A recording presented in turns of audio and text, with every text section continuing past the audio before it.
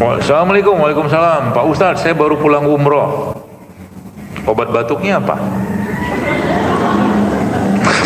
Ya semoga umrohnya mabrur. Ini obat batuk. Jeruk nipis tadi obat batuk, jahe obat batuk. Tinggal pakai yang mana aja. Hashtagnya obat batuk JSR.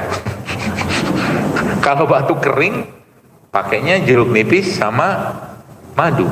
Kalau batuknya basah, ada riaknya, pakai jahe. Udah selesai.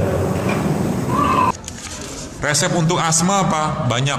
Dan salah satu yang paling baik adalah habatus sauda. Habatus sauda itu mengandung antihistamin atau anti alergi yang sangat baik. Sebab orang asma itu biasanya muncul asmanya gara-gara alergi. Maka habatus sauda menjadi salah satu produk ya, atau mungkin bahan yang sangat bisa digunakan. Kalau nggak punya habatus sauda, ibu bisa pakai